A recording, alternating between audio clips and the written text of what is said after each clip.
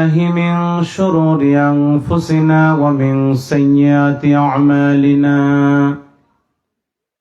من يهده الله فلا مضل له ومن يضلله فلا هادي له ونشهد أن لا إله إلا الله وحده لا شريك له ونشهد أن سيدنا وسندنا وحبيبنا ومولانا محمدا عبده ورسوله الذي أرسله بالحق بشيرا ونذيرا وداعيا إلى الله بإذنه وسراجا منيرا فقد قال الله تعالى في كلامه المجيد وفي فرقانه الحميد সকলে জবান খুলে পড়ুন আউযু বিল্লাহি মিনাশ শাইতানির রাজীম বিসমিল্লাহির রাহমানির রহিম يا أيها الذين آمنوا هل أدلكم على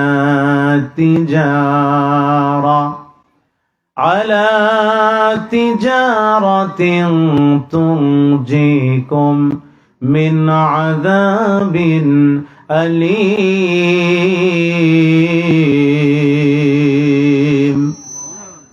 صدق الله المولانا العظيم কি হচ্ছে এটা একটু হালকা ঘুরায় দেন ওটা প্রয়োজনে ম্যাগনেট আনতেছি না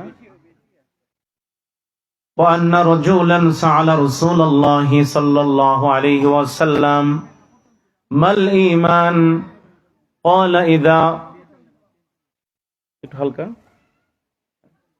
قال إذا سرتك حسنتك وساعتك سيئتك فأنت مؤمن إن الله وملائكته يصلون على النبي يا أيها الذين آمنوا صلوا عليه وسلموا تسليما اللهم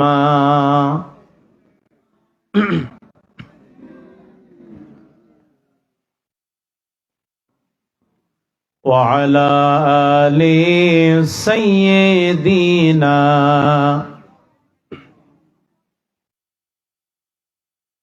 অনন্ত অসীম প্রেমময় তুমি বিচার দিনের স্বামী যত গুণগান হে চিরমহান তোমারি অন্তর্যামী আল্লাহুম্মা সাল্লি আলা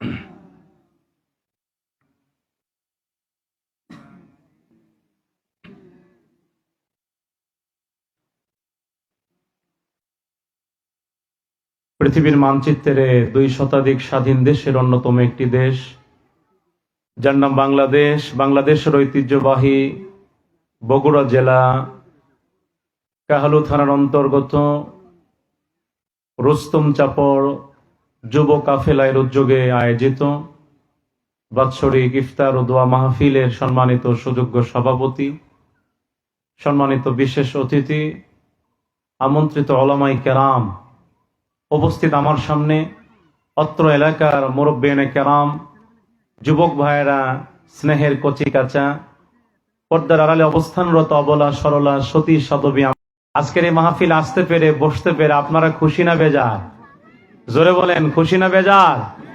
যদি হয়ে থাকেন খুশি, মুখে নিয়ে হাসি, উঁচু করে কাল্লা আওয়াজ দিয়ে পড়ছি আলহামদুলিল্লাহ, চিৎকার করে পড়ছি রব্বানা লাকাল হামদ হামদান কাসীরান তাইয়িবান মুবারাকান ফি।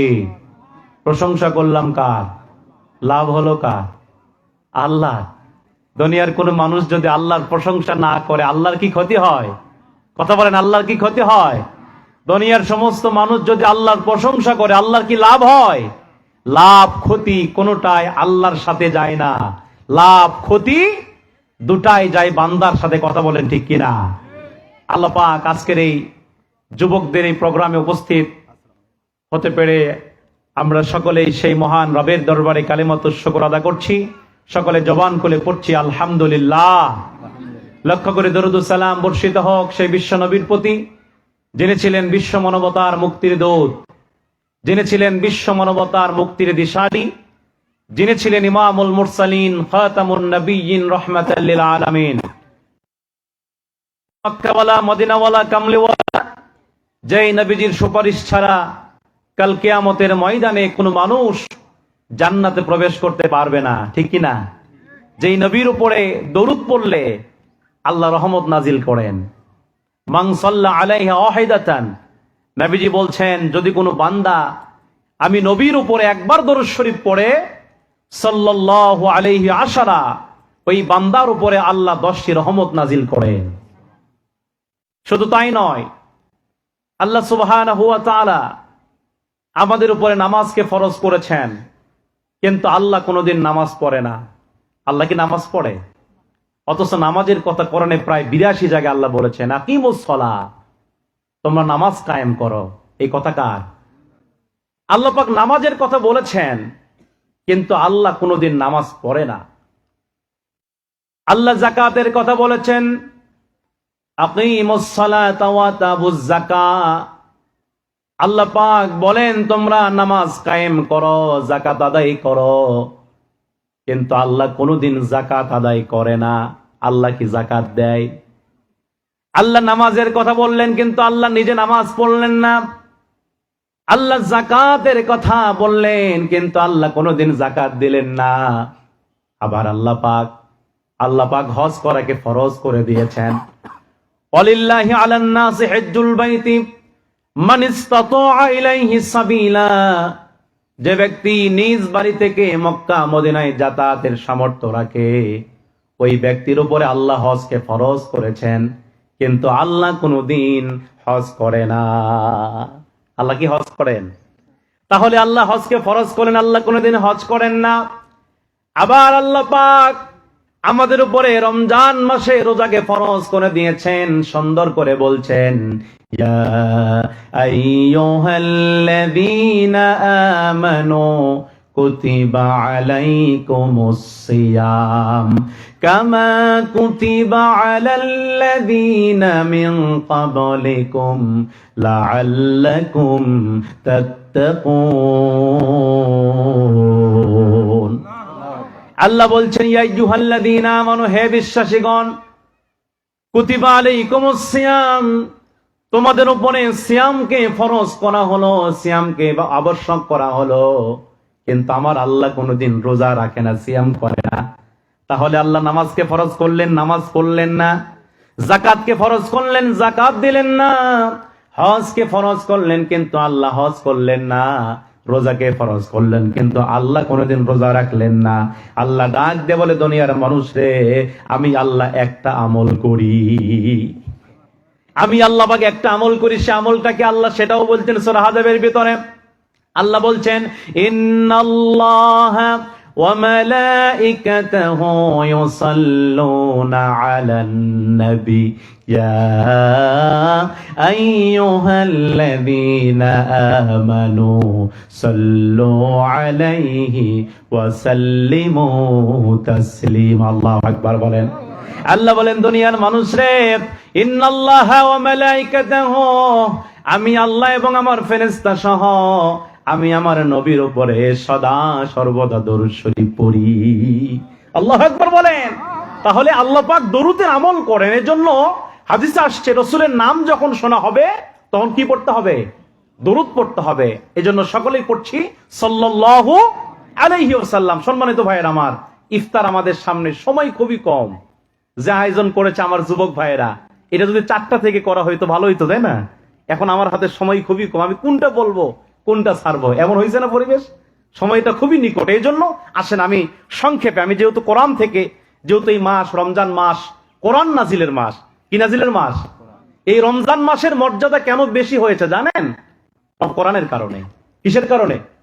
কোরআনের কারণে রমজানের দাম বেড়েছে, অন্য কোনো কারণে না। শুধুমাত্র শাহরু রমাদানাল্লাযী উনজিলা ফীহিল কোরআন, এই মাসে আল্লাহ পাক কোরআন নাজিল করেছেন, যার কারণে এই মাসের মর্যাদা কে বাড়িয়েছেন। এই যে আমরা লাইলাতুল কদরকে তালাশ করছি, রাসূল হাদিসে বলেছেন যে রমজানের শেষের দশকের বেজর রাতগুলিতে তোমরা লাইলাতুল কদরকে তালাশ করো, ঠিক না? এজন্য ইতিকাফ করতে হয়। ওয়া আনতুম আকিফুনা ফিল মাসাজিদ, কোরআনে আসছে যে তোমরা ইতিকাফ করো, মসজিদ সমূহে অবস্থান করো।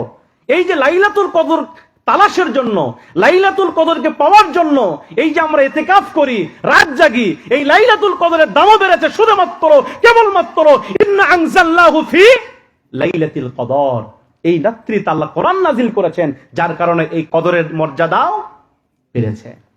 তেমন কদরের মর্যাদা, এটা তো কোরআনে আল্লাহ বলছেন, ওমা আদরাকা মা লাইলাতুল কদর। হে নবী, আপনি কি জানেন লাইলাতুল কদরের রাতের মর্যাদা কি? ওমা আদরাকা মা লাইলাতুল, ইন্টারগ্রেটিভ সেন্টেন্স, এটা প্রশ্ন করছেন রাসূলকে আল্লাহ। হে নবী, আপনি কি জানেন এই রাতের মর্যাদা কত বেশি? আমার নবী যে জবাব দিতে পারলেন না, আল্লাহ নিজেই বললেন লাইলাতুল কদরি খায়রুম মিন আলফি শাহ, এই রাতের মর্যাদা 1000 মাসের চাইতে উত্তম। জোরে করে আল্লাহু আকবার। তাহলে রমজান, লাইলাতুল কদর, এগুলোর মর্যাদা, এগুলোর সম্মানের পিছনে মূল কারণ হচ্ছে কোরআন। মূল কারণ কি? কোরআন। কোরআন আছে বলেই লাইলাতুল কদরের দাম বেড়ে গেছে। কোরআন আসছে বলে এই মাসের মর্যাদা বেড়ে গেছে। কোরআন নাজিল হয়েছে নবী মুহাম্মদের উপর বলেই নবী মুহাম্মদের মর্যাদা আরো বেড়ে গিয়েছে। আর আমার উম্মতের দাম মনে কমছে। দাম কি কমছে? আমরা কিন্তু কোরআন পেয়েছি। এই পৃথিবীতে 104টি কিতাব নাজিল হয়েছে, আসমানি কিতাব। তার ভিতরে 4টি হলো আসমানি কিতাব। এক হচ্ছে তাওরাত, জাবুর, ইনজিল, কোরআন। এই 4টি কিতাবের মধ্যে শ্রেষ্ঠ কিতাব কোনটি? কোরআন। এই কোরআন হচ্ছে শ্রেষ্ঠ। সুতরাং কোরআনের কারণে যদি রমজানের দাম বাড়ে, কোরআনের কারণে যদি লাইলাতুল কদরের দাম বাড়ে, কোরআনের কারণে যদি নবী মুহাম্মদের দাম বাড়ে, ওই কোরআন যদি আজকে আমরা জীবনে বাস্তবায়ন করতে পারি, ওই কোরআন যদি আমাদের জীবনে আমল করতে পারি, তাহলে আমাদের দাম বুঝি কমে যাবে? কথা বলেন না কেন? অথচ কোরআন আমরা বুঝি না, বোঝার চেষ্টাও করি না। কিছু লোক তো বলে হুজুর এই কোরআন তো আমাদের বোঝা লাগবে না, এগুলো হুজুররা বুঝবে, মসজিদ মাদ্রাসা এরা একটু মিলাদ টিলাদ পড়ে, এরা বুঝুক, এগুলো আমাদের জন্য না। এরকম কিছু লোক বলে কিনা? অথচ এই কোরআন কি শুধু হুজুরদের জন্য? হুদাল লিন্নাস ওয়া বাইয়িনাতিম মিনাল হুদা ওয়াল ফুরকান। এই কোরআন হচ্ছে প্রত্যেক মানব জাতির জন্য। আজকে আপনি দুনিয়ার সব বুঝলেন, আফসোস লাগে ভাই। আজকে আমরা দুনিয়ার সব বুঝি, কেমনে ব্যবসা করতে হয় আমরা বুঝি না। একতলা বাড়ি করে, একতলা ছাদ দিয়ে রড খাড়া করে রাখি, আরেকতলা কেমনে করা যায় এই চিন্তা। কথা বল না কেন? একটা গাড়ি করলে আরেকটা গাড়ি কেমনে কিনা যায় এটা বুঝি। একটা চাতাল কিনলে আরেকটা চাতাল কেমনে কিনা যায় সেগুলো বুঝি। দুনিয়ার এমন কিছু নাই যেটা আমরা বুঝি না। কিন্তু কি বুঝি না? কোরআন বুঝি না। এজন্য আল্লাহ আফসোস করে বলছেন, আফালা ইয়াতাদাব্বারুনাল কুরআনা আম আলা কুলুবিন আকফালুহা।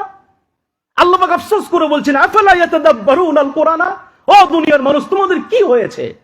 তোমাদের কি হলো? কেন তোমরা আমার এই কোরআন নিয়ে গবেষণা করো না? কেন আমার এই কোরআন নিয়ে রিসার্চ করো না? আম আলা কুলুবিন আকফালুহা, আমি আল্লাহকে তোমার কলবে তালা মারছি? কে বলছেন? আফসোস করে বলছেন। সুতরাং কোরআন বোঝা লাগবে।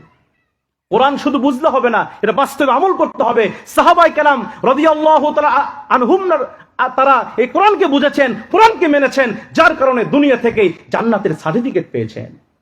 আবু বকর মর্যাদা কত বেশি? আবু বকরের মর্যাদা কত বেশি? আবু বকর রাসূলের হিজরতের সাথী। রাসূল মৃত্যুর আগে 17 ওয়াক্ত নামাজ জামাতে পড়তে পারলেন না। নবীজি একবার হুশ একবার বেহুশ। সাহাবায়ে কেরাম রাদিয়াল্লাহু তাআলা আনহুরা, সমস্ত সাহাবেরা মসজিদে চলে গেলেন, জামাতের সময় হয়ে গেছে, কিন্তু তাকায় দেখে রাসূল নাই। সাহাবীরা চিন্তার মধ্যে পড়ে গেলেন, রাসূল নাই, আজকে এই জামাতের ইমামতি কে করবে? নামাজের ইমাম কে হবে? আমরা তো রাসূলকে ইমাম বানিয়েছি, রসুলের পিছনে ছাড়া আমরা তো নামাজ আদায় করি না। আজকে এই জামাতের ইমাম কে হবে? রসুল তো অসুস্থ।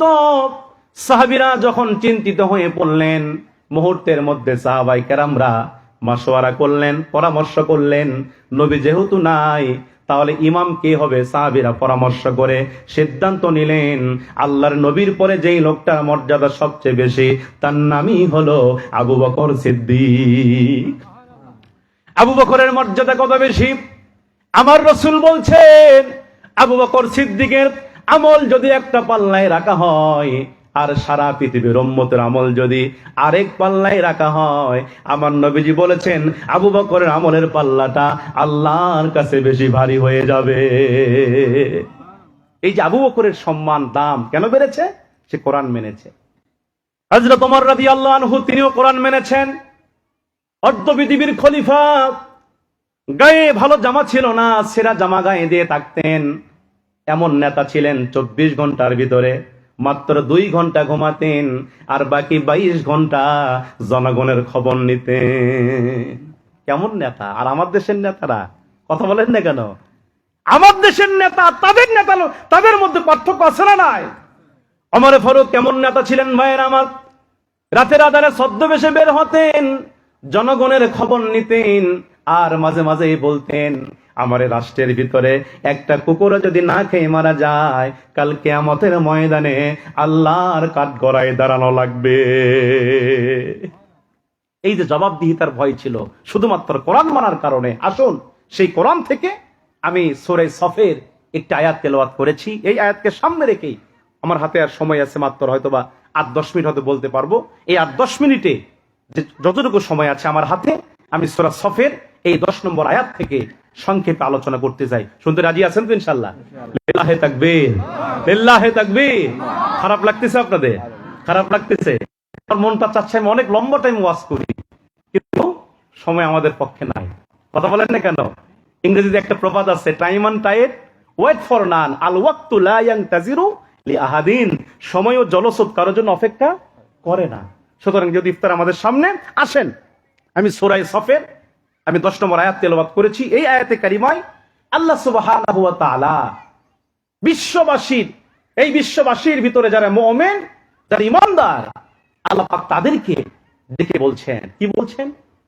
রব্বুল আমিন চমৎকার করে বলছেন, ইয়া আইয়ুহাল্লাযীনা আমানু হাল আদুল্লুকুম আলা তিজারাতিন তুনজিকুম মিন আযাবিন আলীম। আল্লাহ বলছেন ইয়া আইয়ুহাল্লাযীনা আমানু। আল্লাহ পাক ইয়া দিবেন, খেয়াল করবেন আল্লাহ ইয়া কেন দিলেন? ইয়া শব্দটা হচ্ছে হরফে নিদা, আহ্বান সূচক বাক্য আল্লাহ দিলেন ইয়া আইয়ুহাল্লাযীনা আমানু। আল্লাহ বলছেন হে বিশ্বাসীগণ, হে ঈমানদার বান্দাগণ, ও হে তোমরা যারা ঈমান আনয়ন করেছো তোমাদেরকে বলছি। আল্লাহ কি বলছেন? হাল আদুল্লুকুম আলা তিজারাতিন তুনজিকুম মিন আযাবিন আলীম। আল্লাহ বলছেন ঈমানদার বান্দারে, আমি কি তোমাদেরকে এমন একটা ব্যবসার কথা বলে দেব না? আমি কি তোমাদেরকে এমন একটা ব্যবসার কথা বলে দেব না যেই ব্যবসা তোমাদেরকে তুনজিকুম মিন আযাবিন আলীম, ওই জাহান্নামের কঠিন আযাব থেকে মুক্তি দিবে। আল্লাহু আকবার বলে। আল্লাহ বলছেন হে বিশ্বাসীগণ, আমি কি তোমাদেরকে এমন একটা ব্যবসার কথা বলে দেব না? কে বলছেন? কাকে বলছেন? ঈমানদারদেরকে বলছেন। আমরা কি ঈমানদার? কথা বলেন না কেন? আমরা তো ঈমানদার দাবি করি, তাই না? কিন্তু রাসূলের ভাষা ঈমানদার কে জানেন? বিশ্বনবী সাল্লাল্লাহু আলাইহি ওয়াসাল্লামের সাহাবী হযরত ওমর ইবনুল খাত্তাব তিনি একটা হাদিস বর্ণনা করেছেন। হযরত জিবরিল আলাইহিস সালাতু ওয়াস সালাম একদিন রাসূলের কাছে আসলেন। আসার পরে জিবরিল জিজ্ঞেস করছেন আখবিরিনি আনিল ঈমান। হে আল্লাহর নবী, আপনি বলেন ঈমান কি? ঈমান সম্পর্কে আমাকে কিছু বলেন। রাসূল সাল্লাল্লাহু আলাইহি ওয়াসাল্লাম তখন জিবরিলকে বললেন, ক্বালা আন তুমিনা বিল্লাহি ওয়া মালাইকাতিহি ওয়া কুতুবিহি ওয়া রুসুলিহি ওয়াল ইয়াউমিল আখির ওয়া আন তুমিনা বিল কদরি খাইরিহি শাররিহি। ক্বালা সাদাক্তা। আল্লাহু আকবার বলেন। জিবরিলকে রাসূল বলছে, হে জিবরিল শোনো, ঈমান হচ্ছে আন তুমিনা বিল্লাহ, তুমি আল্লাহর উপর ঈমান আনবে। আল্লাহু আকবার বলেন। তুমি আল্লাহকে বিশ্বাস করবে। এরপরে কি করবে? ও মালাইকাতিহি, আল্লাহর যে ফেরেশতা আছে এই ফেরেশতা সমূহের উপর ঈমান আনবে। আর কি করবে? ও কুতুবিহি, আল্লাহর কিতাব সমূহের উপর বিশ্বাস রাখবে। এরপরে কি করবে? ও রুসুলিহি, আল্লাহ পাক যুগে যুগে যে রাসূলকে পাঠিয়েছেন এই রাসূলকে বিশ্বাস করবে। ওয়াল ইয়াউমিল আখির, এবং আখিরাতের দিবস, অর্থাৎ তোমার মৃত্যুর পরে বিশাল একটা জীবন আছে, এটাকে আমরা কি বলি? আখিরাতের দিন, আখিরাতের দিবস বা আখিরাতের দিন। ওই আখিরাতের দিনকে তুমি বিশ্বাস করবে, আখিরাতের ময়দানকে বিশ্বাস করবে। এরপরে কি করবে? ওয়া আনতুমিনা বিল কদরি খাইরিহি শাররিহি, তোমার তাকদীরের ভালো মন্দ এটাকে বিশ্বাস করবে। রাসূল যখন এই কথা বললেন, জিবরিল তখন বলছেন ক্বালা সাদ্দাকতা, হে নবী আপনি সত্য বলেছেন। অন্য একটা হাদিস আসছে, এক জনৈক সাহাবী আসলেন, আন্না রাজুলান সাআলা রাসূলুল্লাহ সাল্লাল্লাহু আলাইহি সাল্লাম, রাসূলকে এক জনৈক সাহাবী জিজ্ঞাসা করছেন, মাল ঈমান, হে নবী ঈমান কি? সুবহানাল্লাহ বলবেন না আপনারা? সাহাবী জিজ্ঞাসা করছে, রাসূল মাল ঈমান, ঈমান কি জিনিস, ঈমান কি? রাসূল তখন বলছেন, সাহাবী শোনো, ইজা সাররাতকা হাসানাতুকা ওয়া সাআতকা সাইয়্যাতুকা, হে সাহাবী তুমি শোনো, ইজা সাররাতকা হাসানাতুকা, তোমার ভালো কাজ যদি তোমাকে আনন্দিত করে, ভালো কাজ কি করে? ভালো কাজ করার পর যদি মনের মধ্যে আনন্দ কাজ করে, ভালো লাগে, একটা ভালো কাজ করতে পারছি, মানুষকে দান করছি বা একটা ভালো একটা ইবাদত করছি, ইবাদত করার পরে মনের মধ্যে শান্তি কাজ করে, ভালো একটা ফিল হয়। ও সাআতকা সাইয়্যাতুকা, আর মন্দ কাজ করার পরে, খারাপ কাজ করার পরে যদি মনের মধ্যে অশান্তি সৃষ্টি হয়, কি রে এটা আমি কেন করলাম, এই কাজটা কেন করলাম, নামাজটা কেন কাজা করলাম, রোজাটা কেন রাখলাম না, এখানে মিথ্যা কেন বললাম, এই মন্দ কাজ করার পরে, খারাপ কাজ করার পরে অন্তরের মধ্যে কষ্ট দিচ্ছে, খারাপ লাগতেছে, অস্থির প্রকাশ করতেছে। রাসূল বলতেন, সাহাবী এমন যদি তোমার হয়, ভালো কাজ করলে ভালো লাগে, খারাপ কাজ করলে খারাপ লাগে, এমনটা তোমার মনের মধ্যে হলে ফাআনতা মুমিন, তাহলেই তুমি মুমিন। আল্লাহু আকবার বলেন। এরকম আমাদের হয় না যে ভালো কাজ করলে খুব ভালো লাগে, এটা লোককে যদি দান করতে পারি, কিছু টাকা একটু তাকে অথবা খাওয়াইতে পারি, এরকম করলে কি ভালো লাগে না? খুব শান্তি লাগে। আবার যদি একটা খারাপ কাজ হয়ে যায়, হয়তো মিথ্যা বলে ফেলেছি, তাকে নামাজ কাজা হয়ে গেছে, খুব কষ্ট লাগে, এটা কেন হলো? যদি এরকম যদি কারোর মধ্যে হয়, বুঝবেন তার মধ্যে ঈমান আছে। তার মধ্যে কি আছে? যদি এরকম যদি কারোর মধ্যে না হয়, বুঝবেন আপনার মধ্যে ঈমান। আমার ভাইয়েরা, সেই ঈমানদারকে আল্লাহ বলছেন, ইয়া আইয়ুহাল্লাযীনা আমানু, হে বিশ্বাসীগণ, হাল আদুল্লুকুম আলা তিজারাতিন, আমি কি তোমাদেরকে এমন একটা ব্যবসার কথা বলে দেব না, সেই ব্যবসা তোমাদেরকে কি করবে?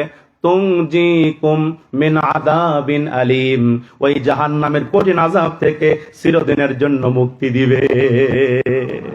ব্যবসার কথা আল্লাহ বলছে, তিজারাতিন, এটা বাইআর মুরাদিফ শব্দ, বাইউন মানো ব্যবসা, তিজারাতিন মানো ব্যবসা। তাহলে আল্লাহ ব্যবসার কথা বলছেন, ব্যবসা হালাল। ব্যবসার বিস্তারিত ব্যাখ্যা করার সময় হবে না ভাইয়েরা আমার। সেই ব্যবসাটা কি? আল্লাহ বলছেন, বান্দারে শোনো, আমরা দুনিয়াতে ব্যবসা করি কিনা? কেউ আলুর ব্যবসা করে, কথা কন না কেন? কেউ ধানের ব্যবসা করে, কেউ চালের ব্যবসা করে, আমরা বিভিন্ন আইটেমের ব্যবসা করি। কিন্তু আল্লাহ বলছে, বান্দারে শুনে নাও, তোমরা এমন একটা ব্যবসা করবে যেই ব্যবসা তোমাদেরকে ওই জাহান্নামের আগুন থেকে বাঁচাবে। সেই ব্যবসাটাকে আল্লাহ বলছেন, তুমিনুনা বিল্লাহি ওয়া রাসূলিহি ওয়া তুজাহিদুনা ফি সাবিলিল্লাহি বিআমওয়ালিকুম ওয়া আনফুসিকুম, যালিকুম খায়রুল লাকুম ইন কুনতুম তা'লামুন। আল্লাহ বলছেন সেই ব্যবসাটা হলো তুমিনুনা বিল্লাহি ওয়া রাসূলিহি। বোঝা যায়? আল্লাহ বলছেন সেই ব্যবসাটা হলো আল্লাহ এবং তার রাসূলের প্রতি ঈমান আনবে। আল্লাহু আকবার বলেন। আল্লাহকে বিশ্বাস করবে, আস্তিক হবে। নাস্তিকের মতবাদ গ্রহণ করা যাবে না।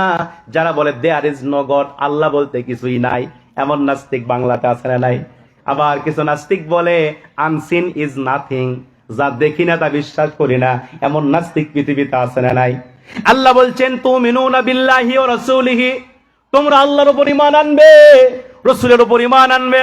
এরপরে তোমরা কি করবে? আল্লাহ বলছেন ওয়া তুজাহিদুনা ফি সাবিলিল্লাহি বিআমওয়ালিকুম ওয়া আনফুসিকুম। এরপর আল্লাহ বলছেন ওয়া তুজাহিদুনা ফি সাবিলিল্লাহ, তোমরা সংগ্রাম করবে কার পথে? আল্লাহ বলছেন তোমরা জিহাদ করবে, তোমরা লড়াই করবে, প্রাণান্তকর প্রচেষ্টা চালাবে। ফি সাবিলিল্লাহ, কার পথে? কার পথে জিহাদ হবে, সংগ্রাম হবে কার পথে? এরপর আল্লাহ বলছেন বিআমওয়ালিকুম ওয়া আনফুসিকুম, এই সংগ্রাম তোমরা করবে দুইটা জিনিস দিয়া। এক নাম্বার হচ্ছে বিআমওয়ালিকুম, তোমাদের মাল দিয়া। যেরকম কি দিয়া? 2 নাম্বার ওয়া আনফুসিকুম, তোমাদের জান দিয়া। তাহলে জিহাদের মূল পুঁজি হবে কি? জান এবং মাল দিয়া। এই দুইটা জিনিস যদি তোমরা সংগ্রাম করতে পারো, মুজাহাদা করতে পারো, আল্লাহ বলছেন যালিকুম খায়রুল লাকুম, আর এটাই তোমাদের জন্য উত্তম, ইন কুনতুম তা'লামুন, যদি তোমরা তা উপলব্ধি করতে পারো। আল্লাহু আকবার বলেন। তাহলে আমার কথা কি বোঝা যায়? কথা কি বোঝা যায়? আল্লাহ বলছেন আমি কি তোমাদেরকে এমন একটা ব্যবসার কথা বলে দিব না যে ব্যবসা তোমাদেরকে জাহান্নামের আগুন থেকে বাঁচাবে? সেই ব্যবসা কি? আল্লাহ এবং রসুলের প্রতি ঈমান আনবে, এরপরে কি করবে? জিহাদ করবে। কার পথে? জিহাদ হয় দুই ধরনের, একটা হচ্ছে আল্লাহর পথে, আর একটা হয় শয়তানের পথে। কথা কন না কেন? যারা রোজা রাখছেন তারা আল্লাহর জন্য জিহাদ করছেন, করেন নাই? এই যে আপনার কি করছেন, সেই সুবে সাদিক থেকে সূর্যাস্ত পর্যন্ত বাড়িতে হালালি স্ত্রী আছে, বাড়িতে খাবার আছে, চাল ডাল, ফ্রিজে মাছ মাংস সব আছে না নাই? তারপরে কি করছি? খাই নাই। এটা আপনার জন্য বড় জিহাদ, ঠিক না? ধরে বলেন, এটাই আপনার জন্য জিহাদ। এই যে আপনি জিহাদ করলেন, শেষ করে দিব না? আচ্ছা জি, আচ্ছা দোয়া করবো জি ইনশাল্লাহ। এরপরে দেখেন এইটা আপনার জন্য কি? জিহাদ। আরেকটা জিহাদ হলো আপনাকে শয়তানের পথে। কিছু লোক আছে যারা রোজা রাখে নাই, এরা কার পথে জিহাদ করলো? কথা বলেন না কেন? যারা রোজা রাখছে তারা আল্লাহর পথে জিহাদ করলো, আর যারা রোজা না রাখা দিনের বেলায় কালো পর্দার মধ্যে ওই আকবরে হোটেলের মধ্যে খাচ্ছে, এরা কি? কথা কয় না কা? এরা কি? সেদিন এক যুবককে পাইছিলাম, বললাম ভাই তুমি রোজা নাই কেন? তোমার গায়ে টকবগা রক্ত, টকবগা রক্ত শরীরে। কুচি হুজুর আর কই না, পেটের মধ্যে গ্যাস। নাউজুবিল্লাহ কইবেন না? রোজা না রাখার জন্য মিথ্যা অভিনয় করে পেটের মধ্যে গ্যাস। আরে ভাই তুমি মরে দেখো, তুমি মরে দেখো, রমজান মাসে রোজা রাখতে পারলে না, তুমি মরে যাওয়ার পরে শয়তান তোমাকে জাহান্নামের মধ্যে পাঠিয়ে দেবে। কথা ঠিক কিনা? সুতরাং রমজান মাস অনেক আলোচনা, আমি কোনটা বলবো কোনটা ছাড়বো, তারপরে যতটুকু বলেছি মন খারাপ করছেন আপনারা? রমজানের মূল শিক্ষা ছিল তাকওয়া, কোরআন, এগুলো শিক্ষা ছিল। আসুন আল্লাহ পাক যেন সবাইকে আমি যে কথাগুলো বলেছি ইমানের উপরে, কোরআনের উপরে, আল্লাহ এই কথাগুলি যেন সকলকে আমল করার তৌফিক দান করেন। সকলে বলে আল্লাহুম্মা আমিন। এবং আমি দোয়া করছি আজকের এই প্রোগ্রাম আমাদের কলিজার টুকরা এই যে যুবক কাফেলার ভাইয়েরা, আমার এই যুবক ভাইয়েরা ইচ্ছা করলে অন্য কোনো অনুষ্ঠান করতে পারতো কিনা? এই ঈদের পরে সাংস্কৃতিক অনুষ্ঠান করতে পারতো না? কিন্তু আমার সোনার টুকরা, কলিজার টুকরা যুবক ভাইয়েরা, আপনাদের গ্রামের রত্ন, এরা দুনিয়াবি কোনো গান বাদ্য না করে, দুনিয়াবি কোনো গান বাদ্য না করে আমার সোনার যুবক ভাইয়েরা তার আজকের ইফতার মাহফিল আলেম ওলামাদেরকে দাওয়াত করেছেন, চমৎকার একটা কোরআনের একটা আয়োজন করেছে। এতে আপনারা খুশি না বেজার? এরকম প্রোগ্রাম প্রত্যেক বছরে যুবকরা করুক, এদিকে আপনারা সমর্থন দেন ইনশাআল্লাহ। আমার যুবক ভাইদের জন্য দোয়া থাকবে, আপনাদের জন্য দোয়া থাকবে, আপনারা আমার জন্য দোয়া করবেন, যাতে আমরা যেন কোরআনের সঠিক কথাগুলো, সঠিক তাফসীর গুলো যেন মাঠে ময়দানে করতে পারি। সকলে বলি আল্লাহুম্মা আমিন ওয়া আখিরু দাওয়ানা আনিল হামদুলিল্লাহ রাব্বিল আলামিন। সকল ইনশাআল্লাহ কাতার হয়ে বসেন, যে ইফতার পরিবেশন করেন, আমরা ইফতারকে সামনে রেখে আমরা মোনাজাত করব ইনশাআল্লাহ, এবং সকলে ইস্তেগফার দোয়া দরুদ পড়তে থাকেন ইনশাআল্লাহ।